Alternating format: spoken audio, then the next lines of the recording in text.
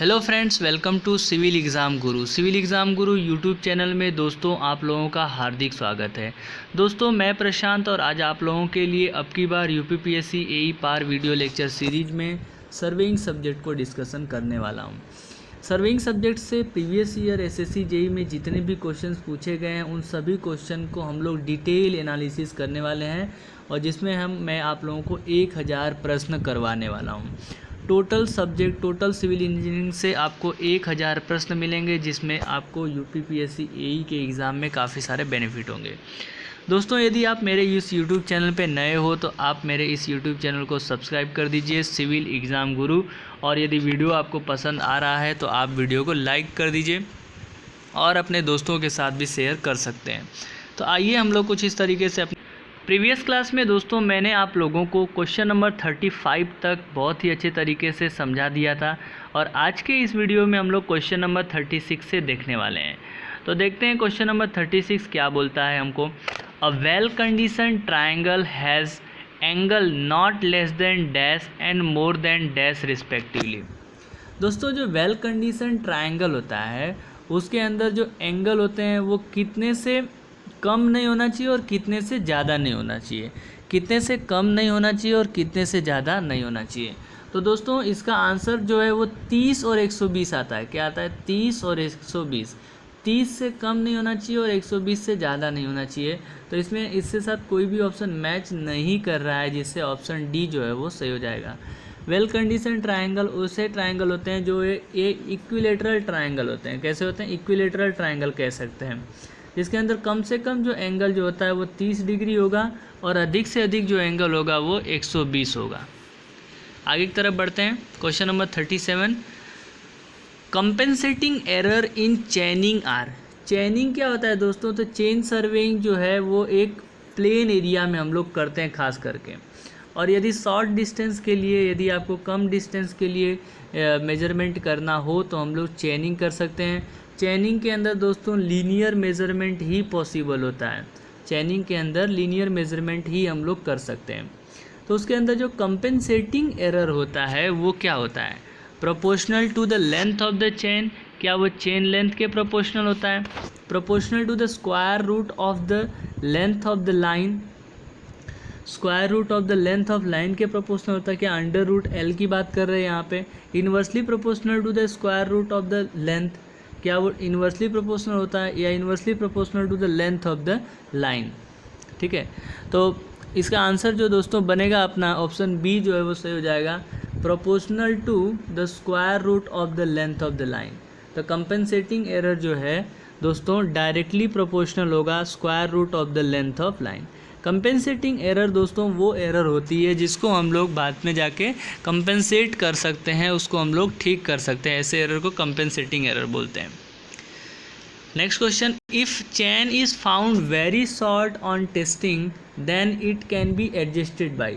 यदि टेस्टिंग के दौरान चेन जो है वो बहुत ही छोटी हो गई है तो वो किस तरीके से एडजस्ट की जा सकती है? Strengthening the link, inserting the additional circle ring, flattering the circular ring और any of the option can be correct. What will be the answer friends? तो कोई भी आंसर इसके अंदर से हो सकता है, any option. Strengthening the link, link को खींच करके। Inserting the additional circular link, उसके अंदर एडिशनल सर्कुलर लिंक अटैच करके हम कर सकते हैं। फ्लैटरिंग द सर्कुलर रिंग उसके अंदर अटैच करवा के कर सकते हैं। तो किसी भी तरीके से जो चेन लेंथ यदि शॉर्ट हुई है तो उसको एडजस्टमेंट किया जा सकता है। नेक्स्ट क्वेश्चन है, permissible limit of error in चेनिंग for measurement on the rough on और हिली ground is. Permissible limit of error in चेनिंग, चेनिंग के अंदर जो परमिजिबल लिमिट हम लोग लेते हैं रफ और हिली ग्राउंड एरिया में वो कितना लिया जाता है? 1:2000, 1:1000, 1:500 या 1:250 क्या लिया जाता है, कैसे लिया जाता है? तो दोस्तों जो परमिजिबल लिमिट होती है वो 1:250 हम लोग लेते हैं। Next, during चेनिंग with a straight line the leader of a survey party has a 3 arrow. चेनिंग के दौरान जो पार्टी का लीडर है सर्वे पार्टी का, उसके पास 3 एरो है। And while the follower has a 5 arrow. और फॉलोअर के पास 5 एरो है। The distance of the follower from the starting point is, उसके पास 5 एरो है जो दोस्तों, फॉलोअर के पास 5 एरो है, तो कितना होगा? 3 चेन होगा, 4 चेन होगा, 5 चेन होगा, या नन ऑफ दिस, क्या होगा? तो दोस्तों जो डिस्टेंस होता है, जो फॉलोअर के हाथ में जो चेन, जितनी नंबर ऑफ चेन होती है उतना डिस्टेंस हम लोग लेके चलते हैं। कितना लेके चलते हैं? जो फॉलोअर के हाथ में जितना होगा तो वो लेके चलेंगे, तो 5 चेन आना चाहिए इसका आंसर। ठीक है, next question number 41, invert tape are made of an alloy of. Invert tape जो है वो किसका एलॉय होता है? इनवर्ट टेप जो है वो निकल और स्टील का एलॉय होता है। याद रखिएगा दोस्तों, निकल और स्टील का जो एलॉय बनाते हैं तो उसके अंदर मिक्स करते हैं तो वो इनवर्ट टेप बनता है। Next, चैनेज is the distance measured. चैनेज के अंदर जो डिस्टेंस मेजर होता है वो अलॉन्ग द चैन होता है, परपेंडिकुलर टू ए लाइन होगा, perpendicular to a tie line होगा, क्या होगा? चैनेज जो है वो एक डिस्टेंस मेजरिंग करते हैं हम लोग, उसके अंदर अलॉन्ग ए चेन लाइन, चेन लाइन के अलॉन्ग जो डिस्टेंस मेजर किया जाता है उसको हम लोग बोलते हैं चैनेज। ये चैप्टर दोस्तों बेसिक चैप्टर्स है जिसके अंदर चेन सर्वेइंग है और कंपास सर्वेइंग है, और ये टाइप्स ऑफ सर्वेइंग जो है बेसिक फंडामेंटल्स के क्वेश्चंस इसके अंदर हैं। तो उम्मीद कर रहा हूँ दोस्तों आप लोगों को समझ में आ रहा होगा। यदि आपको नहीं समझ में आ रहा है तो कमेंट बॉक्स में आप कमेंट करके आपका जो प्रॉब्लम है, जो डाउट है वो पूछ सकते हो। वीडियो के लास्ट में डिस्क्रिप्शन बॉक्स में मेरी ईमेल आईडी दी गई है, तो आपको यदि कोई भी प्रकार का डाउट है तो आप मुझे ईमेल कर सकते हो। ठीक है, बाकी तो मैंने काफ़ी सारे प्लेलिस्ट बनाए हुए हैं जिसमें मैंने वीडियो के लास्ट में डिस्क्रिप्शन में मैंने प्लेलिस्ट के बारे में बताया हुआ है, तो वो प्लेलिस्ट पे जाके भी आप जो अदर सब्जेक्ट भी पढ़ सकते हो। क्वेश्चन नंबर 43 की बात करते हैं। In the chain survey execution the first step taken is. Chain surveying यदि आपको स्टार्ट करना है तो सबसे पहला स्टेप आप क्या करोगे? तो रेफरेंस स्केच बनाओगे, मार्किंग स्टेशन करोगे, रनिंग सर्वे लाइन बनाओगे, या रिकनेसेंस सर्वे करोगे? क्या करोगे दोस्तों? तो हम लोग सबसे पहले स्टार्टिंग में जाके विजिट करेंगे और उस विजिट को ही हम लोग बोलते हैं रिकनेसेंस सर्वे। क्या करेंगे? रिकनेसेंस सर्वे करेंगे। ठीक है, next, in survey the slope correction applied to the base line is. Surveying के अंदर बेस लाइन के अंदर जो स्लोप करेक्शन अप्लाई किया जाता है वो किस प्रकार का होता है? ऑलवेज कुमुलेटिव होगा, ऑलवेज कंपेंसेटिंग होगा, some time cumulative, some time compensating, none of this. क्या होता है? याद रखिएगा दोस्तों, स्लोप करेक्शन हमेशा हम लोग क्या करते हैं? नेगेटिव लेते हैं। स्लोप करेक्शन हमेशा जो होता है वो नेगेटिव होता है, तो इसका आंसर ऑप्शन ए सही हो जाएगा, always cumulative. Next, the type of surveying in which curvature of the earth taken into the account is called as. दोस्तों बहुत इंपॉर्टेंट क्वेश्चन है, बार बार रिपीट होता है, याद कर लीजिएगा। जियोडेटिक सर्वेइंग बोलते हैं।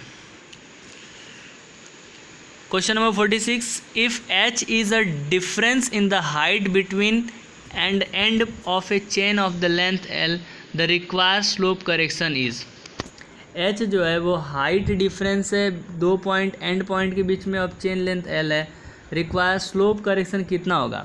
तो स्लोप करेक्शन दोस्तों जो है वो हो जाएगा ऑप्शन ए, वो सही हो जाएगा बिल्कुल, h²/2l। स्लोप करेक्शन जो है वो h²/2l होता है, और स्लोप करेक्शन जो है हम लोग नेगेटिव लेते हैं। क्या लेते हैं? नेगेटिव लेते हैं। दोस्तों एसएससी जेई के एग्ज़ाम में भी आपको ये सब क्वेश्चंस रिपीट हो सकते हैं, या आप यदि कोई जेई की एग्ज़ाम या एई की एग्ज़ाम की तैयारी कर रहे हो, रेलवे जेई की एग्ज़ाम की तैयारी कर रहे हो, या फिर आप कोई स्टेट के एई की तैयारी कर रहे हो, तो उसके लिए भी ये सब क्वेश्चन जो है वो काफ़ी बेनिफिट होंगे। तो आप जो है अपनी तैयारी कंटिन्यूस रखिएगा दोस्तों, क्योंकि काफ़ी सारी वैकेंसी आने वाली लॉकडाउन के बाद।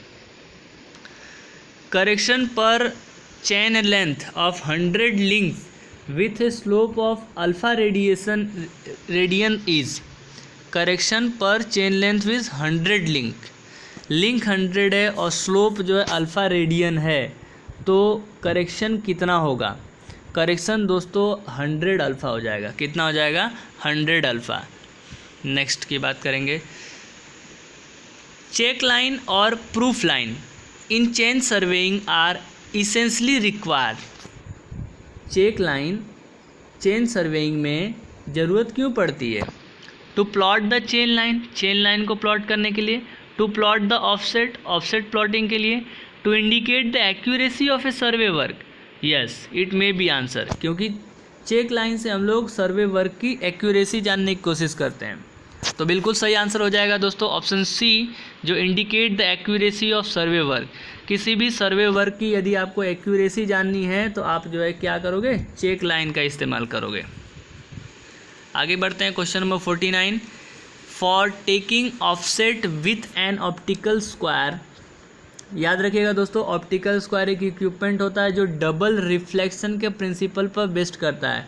दोनों ऑप्टिकल एक दूसरे के साथ 45 डिग्री की एंगल पे एक दूसरे के साथ इंटरसेक्ट होते हैं। On the right hand side of A chain line is held it for taking offset with an optical square. यदि आप किसी ऑप्टिकल स्क्वायर से ऑफसेटिंग कर रहे हो on the right hand side of the chain line, it is held by the right hand upside down, by the left hand upright, by the right hand upright, या फिर by the left hand upside down. दोस्तों यदि right hand side की तरफ आप कर रहे हो ऑफसेटिंग तो आप जो है लेफ्ट हैंड को अपराइट करोगे, ठीक है। राइट साइड आपको ऑफसेटिंग लेना है तो लेफ्ट हैंड साइड पे अपराइट करोगे, जिससे सामने वाले को पता चलेगा। Next, for which of the following will the chain surveying be well adapted one. इसमें से किस प्रकार की एरिया के लिए चेन सर्वेइंग जो है वेल अडप्टेड होगा, मतलब बहुत अच्छे से हम लोग वहाँ पे चेन सर्वेइंग कर सकेंगे। Option A, large area with difficult detail, small survey in open ground, small survey with the crowded detail, large area with the simple detail. क्या हो सकता है? तो सबसे पहली बात तो चेन सर्वेइंग हम लोग लार्ज एरिया के लिए करते ही नहीं हैं, तो ऑप्शन ए और ऑप्शन डी जो है वो गलत हो जाएगा। बचा small area in open ground और small area in crowded detail. तो small area in open ground के लिए हम लोग करेंगे दोस्तों चेन सर्वेइंग, तो ऑप्शन बी जो है वो सही हो जाएगा। Next, which of the following would represent the surface of water level of a still lake. Still lake मतलब एक लेक जो है वो रुकी हुई है, तो उसके ऊपर यदि आपको आपको क्या करना है, represent the surface of water level. Water level link करना है, तो level surface, contour surface, horizontal surface, none of this. आपको उस स्टील लेक का वाटर लेवल जानना है तो आप लोग जो है वो क्या करेंगे, तो हमें जो है दोस्तों उसके लेवल सरफेस की तरफ ध्यान देना होगा। लेवल सरफेस से हम लोग उसकी लेवलिंग से हम लोग पता कर सकते हैं कि कितना उसका वाटर लेवल है। लेवलिंग दोस्तों वर्टिकल मेजरमेंट होता है, vertical measurement from the surface of the earth to upward side और इन द डाउनवर्ड साइड। तो अर्थ सरफेस से ऊपर की दिशा की तरफ या अर्थ सरफेस से नीचे की दिशा की तरफ जो हम लोग सर्वेइंग करते हैं उसको हम लोग बोलते हैं लेवलिंग। क्या बोलेंगे? Levelling. The sag correction in the survey is always. Sag correction हमेशा कैसा होता है दोस्तों? नेगेटिव होता है। क्या होता है? सैग correction is always negative. Which is true area occurred if the area calculated by chain which is found to be 0.8 link too long 100 acre. 0.8 link too long in 100 acre. 100 एकड़ में 0.8 लिंक जो है वो क्या हो गई? बढ़ गई। तो एक्यूरेट एरिया कितनी होगी? तो दोस्तों एक्यूरेट एरिया हम कैलकुलेट करेंगे तो हमें मिलेगा 101.6। इसका डबल कर देना पड़ेगा, तो उसके बाद ऐड कर दीजिए। नेक्स्ट की बात करते हैं, question number 54। The distance between steps for measuring down hill to obtain the better accuracy. Distance between step मतलब मान लीजिए दोस्तों ये सीढ़ीदार है, तो इसके अंदर जो है वो बेटर एक्यूरेसी के लिए जो डिस्टेंस मेजरमेंट करते हैं, तो decrease with decrease of the slope. Slope के साथ स्लोप जैसे जैसे कम होगा एक्यूरेसी उतना कम होती जाएगी। Increase with increase of the slope. Slope जैसे जैसे बढ़ेगा एक्यूरेसी बढ़ेगी। Decrease with increase of the slope. Decrease with decrease of the weight of the chain. What will be the answer friends? तो answer of the option C will be the correct answer, decrease with increase of the slope. जैसे जैसे slope बढ़ेगा वैसे वैसे जो है accuracy जो है वो डिक्रीज़ होती जाएगी। Next, the correction to be applied to each 30 metre chain length along 0 degree along theta degree slope is. 30 metre का आपका चेन है और उसके अंदर यदि आप करेक्शन अप्लाई करोगे तो कितना होगा, 30 sec theta -1, 30 sine theta -1, 30 cos theta -1 या फिर 30 टेन थीटा -1। क्या होगा दोस्तों इसका आंसर जो होगा ऑप्शन सी हो जाएगा, 30 cos theta -1 metre. Next question is correction पर chain length for 100 link along a slope alpha degree is. Same question repeat हो गया दोस्तों। अल्फा डिग्री सेल्सियस के लिए करेक्शन पर chain length 100 link along a slope of alpha degree 1.5 alpha square upon 100, 1.5 alpha upon 100, 1.5 alpha cube upon 100, 1.5 alpha cube. क्या हो सकता है आंसर, तो answer is 1.5 alpha square upon 100। Next, an angle of 45 degree with a chain line में be set out with. 45 degree का angle जो है किस इक्विपमेंट से सेटअप किया जाता है, optical square, open cross staff, French cross staff, prismatic cross staff. याद रखिएगा दोस्तों, फ्रेंच क्रॉस स्टाफ से 45 डिग्री, 90 डिग्री और 135 डिग्री तीनों किया जा सकता है। तो आंसर जो है वो सी जो है वो सही हो जाएगा। Next, the surface of zero elevation around earth which is slightly irregular and curve is known as.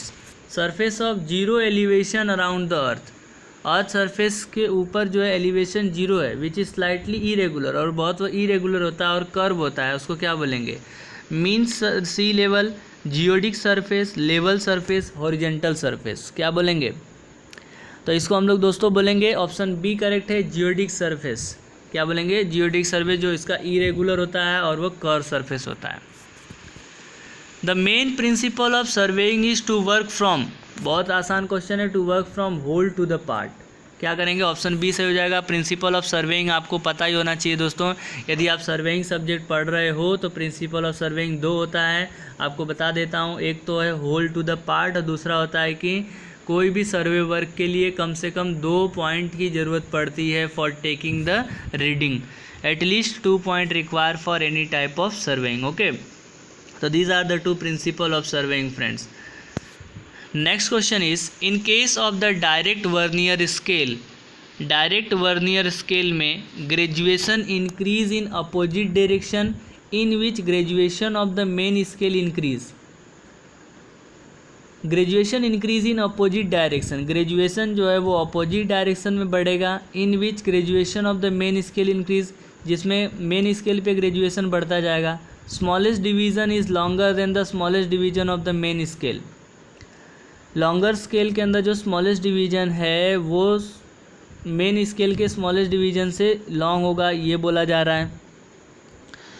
Next option C is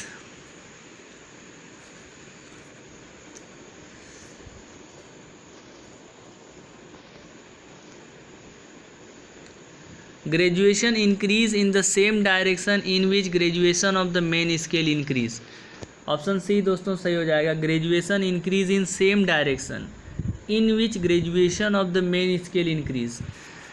जिस डायरेक्शन में मेन स्केल के ऊपर ग्रेजुएशन बढ़ेगा उसी डायरेक्शन में ग्रेजुएशन जो है वो सेम डायरेक्शन में बढ़ेगा। The slope correction for the length of 30 metre along a gradient of 1/20। बहुत आसान है दोस्तों, स्लोप करेक्शन जो है 30 मीटर है और ग्रेडियंट जो है 1/20 दिया है, तो क्या लगाओगे, 30 ब्रैकेट में कॉस थीटा -1 और थीटा 1/20 ले लोगे और सॉल्व कर दीजिए। इसका आंसर जो है हम सॉल्व करेंगे तो मुझे सॉल्व करने पे आंसर जो है दोस्तों मिल रहा है option A 3.75 centimetre. The correction per chain length for 100 link along a slope having rise of 1 unit in n horizontal unit is। 100 link है और जो स्लोप है वो 1 in n है।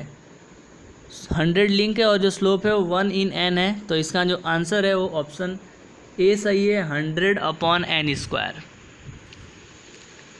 इन chain surveying field work is limited, chain surveying में field work जो है वो लिमिटेड होता है to the linear measurement only, angular measurement only, both linear and angular measurement, all option are correct.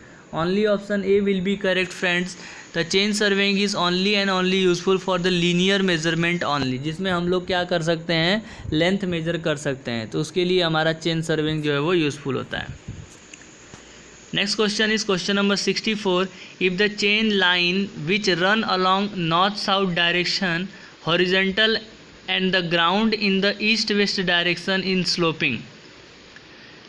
If chain line which run north south direction horizontal, ऐसा chain line जिसके अंदर north south direction जो है वो horizontal में होता है और ईस्ट वेस्ट डायरेक्शन स्लोपी है, तो क्या हो सकता है. It is possible to set the offset correctly on the east side.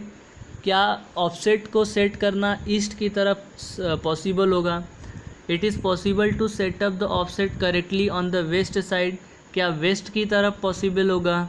It is not possible to set the offset correctly on the west side, और it is possible to set the offset correctly on both the side. क्या हो सकता है answer. इसका answer दोस्तों हो जाएगा option D. It is possible to set the offset correctly on both the side.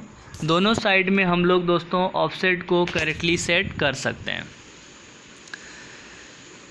Question number 65 हमें ये बता रहा है कि what is the difference between sum of the interior angle of the plane triangle and the spherical triangle for area of triangle is 195 square kilometer on the earth's surface. Sum of the interior angle of the plane triangle and the spherical angle for the area of 195 square kilometer on the earth's surface. इनके बीच के angle का difference कितना होगा. 1 degree, 1 minute, 1 second, 1 radian. कितना difference लेते हैं दोस्तों, तो answer is 1 radian. Which of the following is the largest scale. इसमें से कौन सा स्केल सबसे बड़ा है. तो जिसका डिनोमीटर सबसे छोटा होता है और वो ही सबसे क्या होगा, बड़ा होगा. तो ऑप्शन ए जो है वो दोस्तों सही हो जाएगा. ठीक है, ऑप्शन ए जो है वो बिल्कुल सही हो जाएगा. Next question number 67. Which is a correct order of the tape based on लियर accuracy. Accuracy के हिसाब से टेप का ऑर्डर आपको बताना है. पहला linen scale, linen tape, invar tape, metallic tape और steel tape. Invar tape, steel tape, metallic tape, linen tape. Metallic tape, steel tape, linen tape, invar tape. Metallic tape, steel tape, invar tape और linen tape. क्या हो सकता है. Correct answer order बताना है कि जो सबसे एक्यूरेसी के हिसाब से है. तो सबसे ज़्यादा जो एक्यूरेसी है दोस्तों ऑप्शन बी सही हो जाएगा. इनवार टेप सबसे एक्यूरेट है, फिर स्टील और मेटेलिक टेप है, फिर लास्ट में लिनन टेप है. चेन सर्वेइंग के काफ़ी क्वेश्चंस आपको देखने को मिल रहे हैं, टेप सर्वेइंग के मिल रहे हैं. ठीक है. Question number 68. Which of the following statement is correct of estimating the corrected area from a map of shrunk factor F. Shrunk factor F के लिए क्या हो सकता है. It is directly proportional to F. It is directly proportional to the square of the F. Inversely proportional to the F. Inversely proportional to the square of F. Answer of this question is दोस्तों answer D. It is inversely proportional to square of F. Which of the following statement is correct of estimating the corrected area from a map.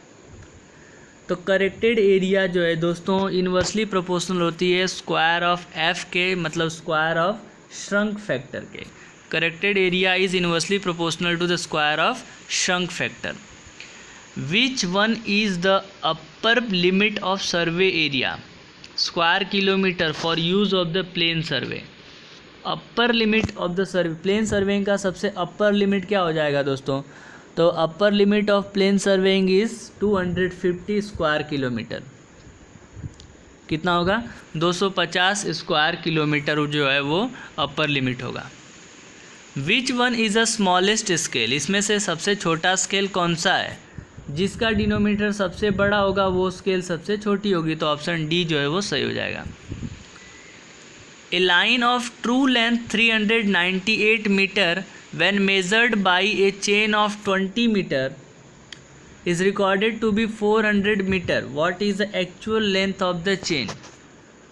तो actual length का जो formula is equal to true length multiply L dash upon L, ठीक है। तो इसको solve करेंगे, तो जैसे हमने इसको सॉल्व किया है तो इसमें हमें आंसर जो मिलता है ऑप्शन ए सही होगा 19.9। Calculate the correction of temperature for a tape length L if increase in the temperature is T above the standard temperature, the coefficient of temperature for the tape material A is, tape coefficient of temperature जो है वो A है, तो correction for temperature कितना लेंगे? Correction जो हम लोग लेंगे दोस्तों ऑप्शन सी हो जाएगा +ATL, अल्फ़ा TL बोलते हैं ना, वैसा ही कुछ है। तो याद रखिएगा दोस्तों, टेम्परेचर करेक्शन जो है वो हम लोग पॉजिटिव लेते हैं। Okay, now the next question is, which of the following scale of the map is not affected by shrinking of the map? इसमें से कौन सा स्केल जो है वो श्रिंकिंग ऑफ मैप से अफेक्टेड नहीं होता है? Engineering scale, graphical scale, representative fraction, none of this. किसकी वजह से वो अफेक्ट नहीं होता है? तो answer is graphical scale. A surveyor measure a distance between 2 points on a map of representative fraction is 1:100 is 60 मीटर। एक सर्वेयर ने 2 पॉइंट के बीच में डिस्टेंस मेजर किया जिसका रिप्रेजेंटेटिव फ्रैक्शन उसने 1:100 लिया है, 60 मीटर उसका डिस्टेंस हुआ है। But later he found that he use wrong representative fraction of 1:50, और उसके बाद उसको पता चला कि उसने रॉन्ग रिप्रेजेंटेटिव फ्रैक्शन यूज़ कर लिया है। तो what is the correct distance between the 2 point? The correct distance is equal to friends measure distance 60 multiply wrong representative divide by right representative, ठीक है। तो इसको हम लोग सॉल्व करते हैं दोस्तों। तो 60 मल्टीप्लाई रॉन्ग जो है, जो एक्चुअल में he was use wrong representative fraction of 1:, but later he was found that he use wrong representative fraction of 150। तो उसने यूज़ कर लिया है 100, उसको करना था लेकिन उसको पता चला कि वो ये रॉन्ग वाला यूज़ कर लिया। तो 1/50 अपॉन 1/100, ठीक है। तो ये 50 से 52 62 या 120, तो क्या आएगा दोस्तों? Answer is 120। समझ में आया आपको? तो एक क्लियर फार्मूला आपको याद रख लेना है कि correct length is equal to measured length multiply wrong upon right representative fraction. Okay, now the next question is question number 75. The scale in which 3 successive dimension can be measured at a time is called, answer इस दोस्तों diagonal scale. Diagonal scale में हम लोग 3 dimension major कर सकते हैं। Plain scale में 2 ही dimension major किया जाता है। वर्नियर स्केल में जो दोस्तों डायमेंशन अलग अलग मेजर कर सकते हैं। Next, which one is the correct option for the cumulative error? इसमें से कुमुलेटिव एरर के लिए कौन सा ऑप्शन सही है? It decrease with increase in the measurement. जैसे जैसे मेजरमेंट करोगे कुमुलेटिव एरर जो है वो कम नहीं होगा, बढ़ता ही जाएगा। It is proportional to the length of the line. It may be positive और negative. It is inversely proportional to the length of the line. क्या हो सकता है दोस्तों? इसका आंसर ऑप्शन सी बता रहा है सही, तो सेकेंड और थर्ड सही है। It is proportional to the length of the line, मतलब जितना लेंथ बढ़ेगा उतना ज़्यादा कुमुलेटिव एरर बढ़ेगा। इट में भी पॉजिटिव और नेगेटिव। ऑप्शन बी जो है, ऑप्शन सी जो है वो सही होगा। सेकेंड और थर्ड स्टेटमेंट बिल्कुल इसके सही है। Question number 77. Determine the number of division require on the vernier scale if the combine with main scale at least 0.5 mm. The least count of the combination required is 0.05 mm for the direct vernier. Determine the number of division required on the vernier scale. Vernier scale में number of division हमको कैसे मिलेगा? तो दोस्तों हम लोग क्या करेंगे, 0.5 mm डिवाइडेड बाई 0.05 mm करेंगे। ऑप्शन डी जो है वो सही हो जाएगा, 10 आ जाएगा answer. Next, which of the following statement is not correct for the principle of surveying?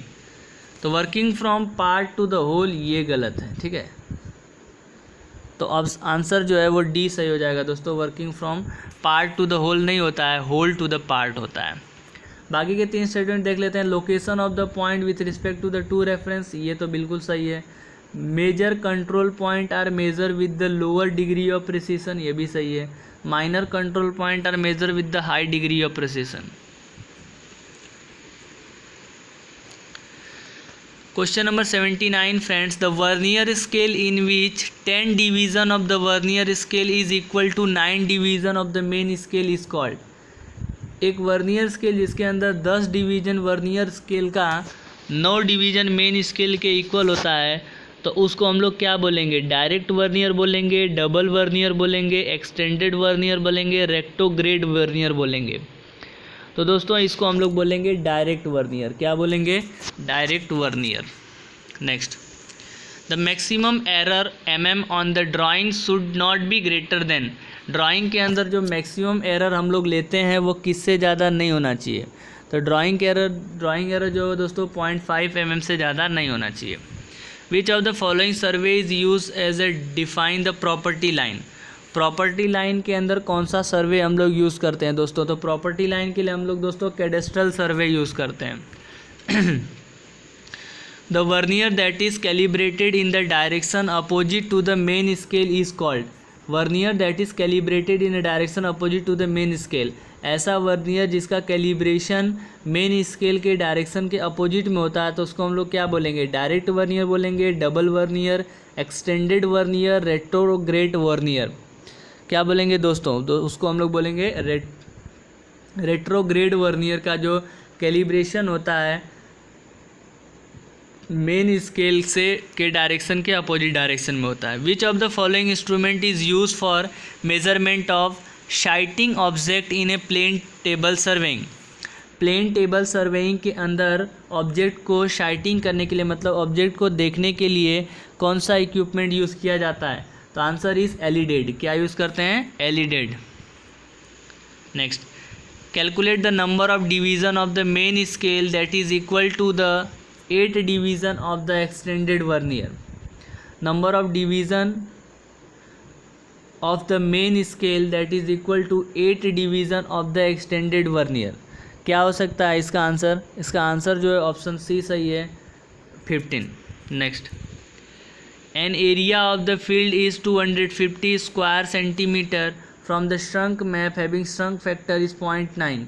Calculate the original area square metre on the field if the original area of the map is 1 centimetre is equal to 50 metre. तो दोस्तों original area is equal to measured area into shrunk factor, measured area into shrunk factor करेंगे। तो जब measure area into shrunk factor करेंगे तो उसका answer जो है हमें मिलेगा। Question number 85 is answer is option D हम लोग का आ रहा है। आप कैलकुलेट करके चेक कर लीजिएगा। Plum Bob line at the two different place in a geodetic surveying will be। plumb bob line at the two different place in geodetic surveying। geodetic surveying के अंदर plumb bob line जो है intersect at the surface of the earth, intersect at the center of the earth, parallel to each other, perpendicular to each other। plumb bob के लिए जो है दोस्तों intersect at the centre of the earth, earth के centre पे intersect करती है। किसी भी डायरेक्शन से प्लम बॉब को यदि आप ओपन कराओगे, प्लम बॉब छोड़ोगे तो वो अर्थ के सेंटर पे जाके इंटरसेक्ट करेगी। With an increase in the denominator of the representative fraction the scale of the map will be. With increase in the denominator of the representative fraction, यदि representative factor का denominator बढ़ाओगे तो scale of map क्या होगा? Map के scale के ऊपर क्या effect पड़ेगा? तो मैप के स्केल के ऊपर जो है वो भी क्या हो जाएगा? डिक्रीज हो जाएगा। Next, calculate the length of the division of the vernier scale if the list count of the combination is 0.02 mm, the list count of the main scale is 1 mm। 0.02 mm जो है वो vernier scale का है और main scale का 1 mm है। तो इसको हम लोग सॉल्व करेंगे तो ऑप्शन बी जो है वो सही हो जाएगा, 0.98। Next, which one is a correct statement? Length of the engineering chain is 33 feet, length of the engineering chain is 66 feet, Guntur chain is 66 feet, revenue chain is 100 feet. Revenue chain 100 feet ये गलत है statement. Answer दोस्तों Guntur chain जो है 66 feet ये बिल्कुल सही है। रिवेन्यू जो है वो 33 फीट का होता है और इंजीनियर जो है वो 100 फीट का होता है। इंजीनियर पूरा मार्क्स लेके आते हैं ना, इसके लिए वो 100 फीट के होते हैं। 10 division of the vernier scale are equal to 11 division of the main scale of 0.1 mm। What is a least count of the vernier scale. तो लिस्ट काउंट हमें जो कैलकुलेट करना है दोस्तों, लिस्ट काउंट इज 0.01 होता है वर्नियर स्केल का। Which of the following statement include the principle of surveying. Principle of surveying is working from whole to the part. Working from whole to the part is the principle of surveying. दोस्तों बहुत सारे question जो है वो repeat हो रहे हैं, इसके लिए अभी थोड़ा स्पीड में मैं जा रहा हूँ। Number of the link in 20 metre metric chain is कितना होगा, 100 लिंक होता है। 20 मीटर मैट्रिक चेन में जो लिंक होता है वो कितना हो जाएगा, 100 लिंक हो जाएगा। ठीक है, आगे की तरफ बढ़ते हैं। Next question is question number 93। Hypotenuse allowance for 30 metre long chain if its slope is 1 in 10। तो क्या हो जाएगा दोस्तों, तो आंसर इज़ 30 ब्रैकेट में cos थीटा -1 यही लगाना है और थीटा की वैल्यू 1/10 लेंगे और उसके बाद उसको कैलकुलेट करेंगे। तो जब हम कैलकुलेट कर रहे हैं तो आंसर इज़ ऑप्शन सी 0.15 मिल रहा है। Next, in the geodetic surveying sum of all the internal angle degree of a spherical triangle should be. Geodetic surveying के अंदर sum of all the internal angle of a spherical triangle, sum of all the internal angle of spherical triangle कितना होता है, is always greater than 180 degree. A line of 5 metre on the original map is shrunk to be 4.6 metre. Calculate the shrunk scale if the original scale of the map is 1 centimetre is equal to 80 metre. 5 metre का जो line था original map में वो shrunk होके 4.6 metre हो गया है। ठीक है, 5 मीटर था तो 4.6 हो गया है। तो 1 सेंटीमीटर में 80 मीटर का जो यदि स्केल होगा तो उसमें क्या इफेक्ट पड़ेगा, तो इसमें जो है दोस्तों ऑप्शन सी जो है वो हो जाएगा 1 centimetre to 86.95 metre. Determine the normal pull kg for a tape of 20 metre long standardized pull of 30 kg. The cross section area of the tape is 0.5 square centimeter. The weight of the tape is per 20 gram. Take the modulus of elasticity is this. तो दोस्तों इसका एक formula है p² delta upon AE। ठीक है, तो ऐसा कुछ फार्मूला है, इसको हम लोग लगाएंगे। फार्मूले लगाने के बाद जो है दोस्तों आंसर आएगा। आंसर भी इसमें नहीं दिया है तो ऑप्शन डी इसका सही हो जाएगा। ऑप्शन नन ऑफ दीज है। तो इस तरीके से दोस्तों आज के इस वीडियो में मैंने completely chain surveying, tape surveying, linear measurement का पार्ट कंप्लीट करवा दिया है। आने वाले वीडियो में हम लोग दोस्तों थियोडोलाइट, कंपास और ट्रावर्जिंग के बारे में डिस्कशन करेंगे। Thank you very much friends for watching this video. You have not still subscribe my channel, please subscribe it. यदि आपने अभी तक चैनल को सब्सक्राइब नहीं किया तो सब्सक्राइब कर दीजिए, अपने दोस्तों के साथ शेयर कर दीजिए। वीडियो थोड़ा लंबा बन गया है दोस्तों क्योंकि इस वीडियो में हमने काफ़ी सारे क्वेश्चंस को डिस्कशन कर लिया है और आज के इस वीडियो में हमने कंप्लीट स्टडी कर लिया है चेन सर्वेइंग और टेप सर्वेइंग के बारे में। तो मतलब लीनियर मेजरमेंट आज यहाँ पे आपका कंप्लीट हो गया। Thank you very much friends.